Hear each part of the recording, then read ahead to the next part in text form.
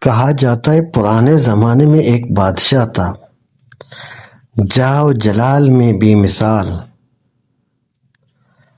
ایک دن اس کی نظر غلاموں کی بازار پر جا ٹھہری۔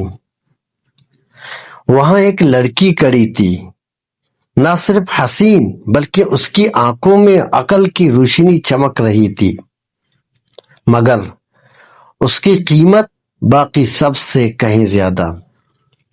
بادشاہ نے پوچھا، لڑکی تجھ میں ایسی کیا بات ہے کہ تیرا مول سب سے بڑھ کر ہے؟ لڑکی نے کہا، بادشاہ سلامت، یہ حسن نہیں، یہ ذہانت ہے جس کی قیمت طلب کی جا رہی ہے۔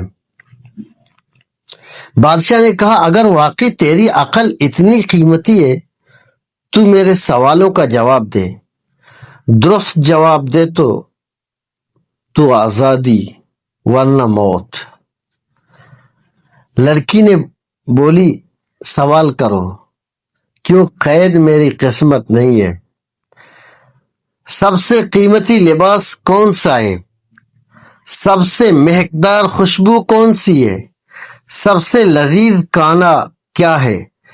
سب سے نرم بستر کون سا ہے؟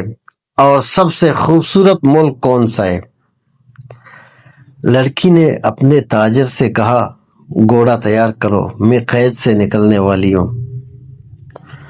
سب سے قیمتی لباس وہ ہے جو کسی غریب کے بدن پر ہو اور اس کے سوا دوسرا نہ ہو۔ یہی لباس اس کی سردی، گرمی اور ہر خوشی کا ساتھی ہوتا ہے۔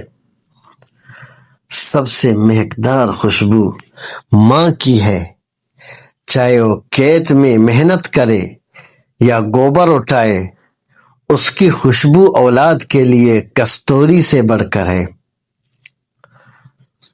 سب سے لذیذ کھانا بھوک مٹانے والا، بھوکے کو سوکھی روٹی بھی نعمت لگتی ہے۔ سب سے نرم بستر اس حاکم کا ہے جو عدل کرے، ظالم کو ریشم بھی کانٹے لگتا ہے اور عادل زمین پر بھی سکون پاتا ہے۔ بادشاہ نے کہا، آخری سوال کا جواب ابھی باقی ہے۔ سب سے خوبصورت ملک۔ بادشاہ سلامت، سب سے خوبصورت ملک وہ ہے جو آزاد ہو، جہاں غلامی نہ ہو، جہاں کے حکمران ظالم نہ ہو اور جہاں جہالت کا راج نہ ہو۔ یہ کہہ کر وہ گھوڑے پر سوار ہو گئی اور پیچھے رہ گیا ایک بادشاہ جو پہلی بار سوچنے پر مجبور ہو گیا کہ حسن سے بڑھ کر بھی کوئی چیز ہے، آزادی